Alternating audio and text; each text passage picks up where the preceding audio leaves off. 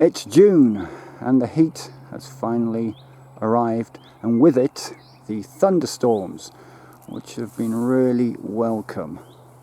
As you can see, it's pushed everything on. The onions are looking fantastic. I don't think they've looked this good in years. Broad beans are being battered by the black fly. I have been trying to deal with them in my own way, i.e. crushing them and using a bit of soapy water. Look at the parsnips.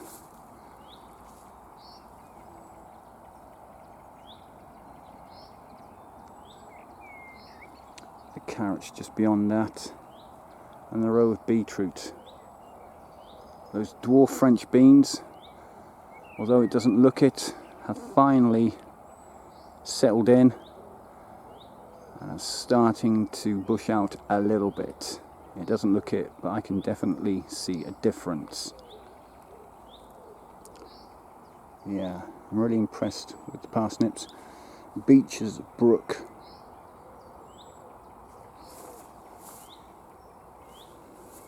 It was a really slow start to the year for me this year, and I didn't think it was going to turn out as good as it seems to be at the moment.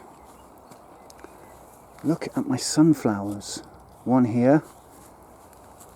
And I've tried a little experiment this year. I haven't tied it to the bamboo cane. I've just left it alone, just to see if it would straighten itself out and head skywards, and it has. And I was thinking about all those sunflowers that you see in the fields in the States. Sometimes 20,000 plants in a field, and I thought, well, nobody's going to individually stake a bamboo cane next to the plants, tie them up and make sure that they just straighten up. I just thought I'd leave it and see what happened, and sure enough, they sorted themselves out.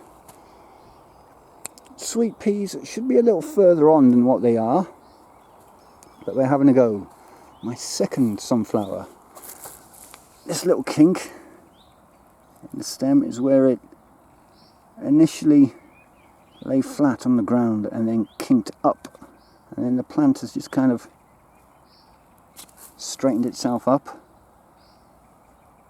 The stem's looking thick, strong, it's looking good.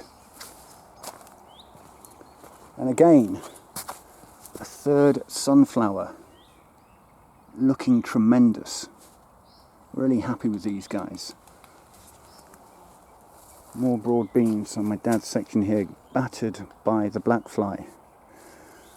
We do have a cavalry, although one ladybird is not going to eat 10,000 black fly. What did I see earlier on when I was watering? I can't find them. Maybe it was up here. Let's just go and have a quick look. Some juvenile ladybirds. There's one. I think it's just in its, I don't know what you call it, pupa stage, before it turns into a ladybird. So that's two more. Four more. Again, at the same stage, it seems.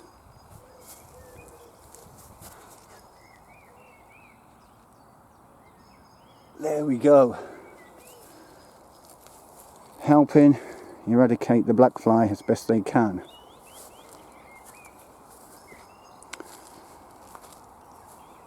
A row of potatoes. More beetroot, carrots.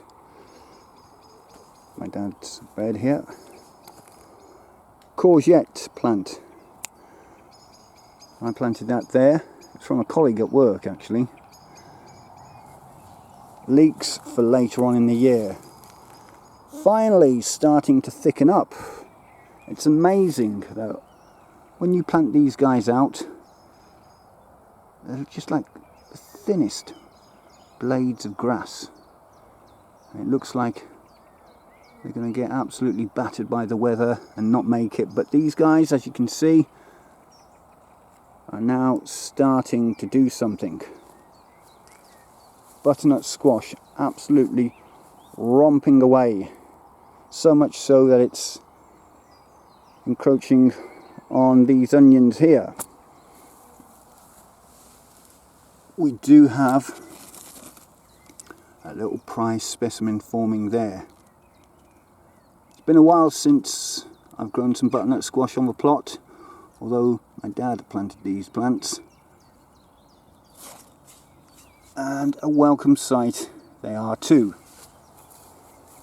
Aubergine, a couple of iceberg lettuces,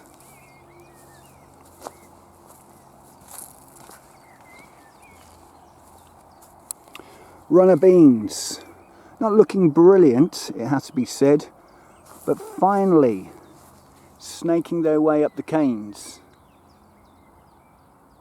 doing a bit of pole dancing, as you can see. Newest addition to the plot, we'll talk about those in a future video. What are you? You are a butternut squash, and so are you. Runner beans. Oh no, French climbing beans actually. These are the runner beans. They have finally kicked on. So much so you can see the flowers forming. So those are going to do well, I can tell you.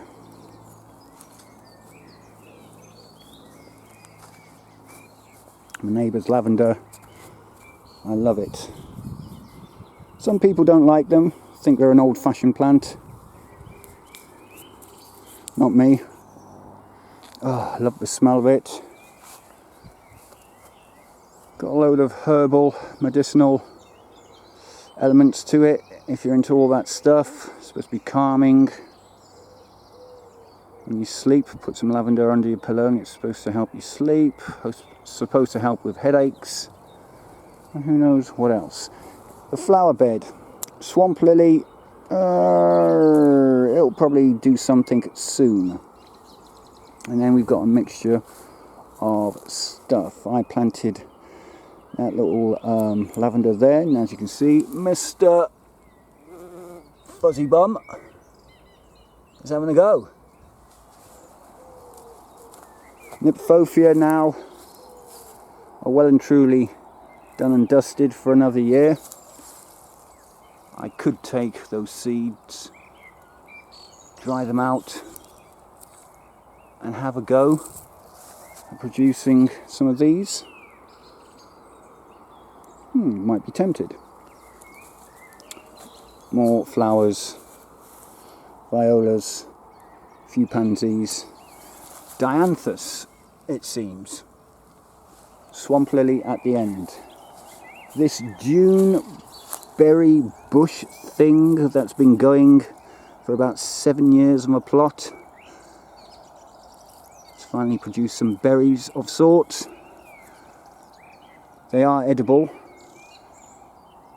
And they're supposed to taste and smell a bit like, I think there's a cherry flavour to them. Rhubarb seemed to be doing okay at the start of the year or earlier in the year. Now it's dying off. I've never been very good at growing rhubarb on this plot for some reason, and yet the neighbour and neighbouring plots just seem to, it just grows like a weed, it seems, on theirs, but on mine it's a struggle. Let's have a wander down. The bottom two beds we shall discuss Exhibit A and Exhibit B in a future video. The lupins are finally dying off, I guess. Who knows, I might take a couple of these seed pods and grow some more next year. We've got a bit of pawn going on at the plot at the moment. 2 scarlet lily beetles hard at it. Anyway, that's the tree lily plant there.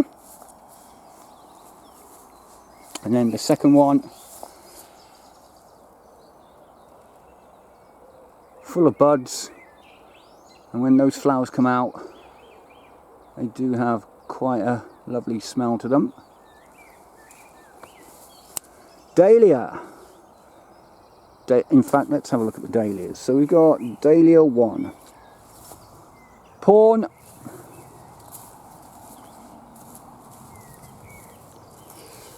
Dahlia 2, that looks like a dahlia, 3, 4, and Dahlia 5. Foxglove. But those dahlias just keep coming back year on year. So for those of you that are worried about leaving the dahlia tubers in over winter, I never take these guys out. I sometimes lose them, and here's a prime example of one that doesn't seem to have come back this year. This one here. That looks like it's rotted off in the ground, died, and I'm going to get nothing from it. So they do die off eventually, or the weaker ones, the smaller ones, or if the conditions are a bit too cold or unfavourable, they won't come back. Whereas this guy here is going great guns. More dianthus. So what have we got? 1, 2, 3, 4, 5 dahlias. 1 loss.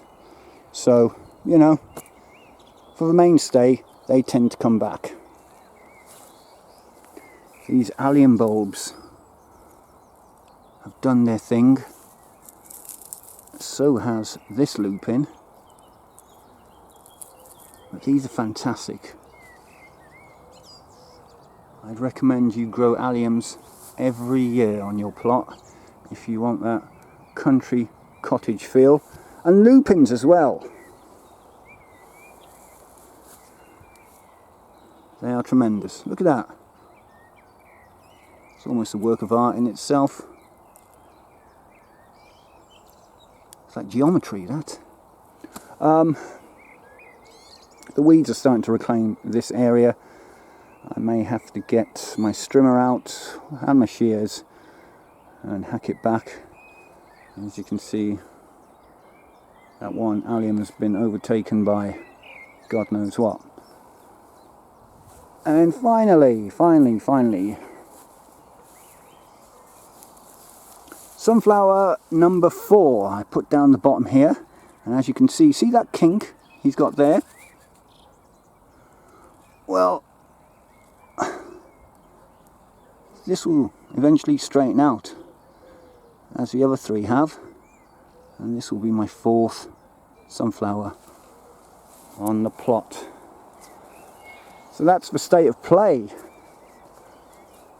in June. It's really kicked on in this last month. That rain has helped. The heat was baking this plot about a month ago, and we didn't have any water, so I was having to come down with 2 and 3 litre bottles of water and focus on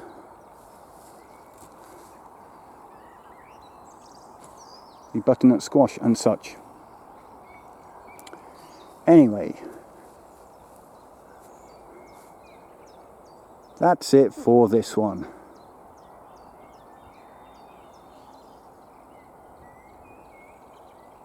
Right, thank you for joining me. If you have, remember to hit the like button, share the video if you fancy it. Please do subscribe, but most importantly, do comment down below. And we'll have a conversation. How is your allotment getting on? Alright, Until the next one, bye for now.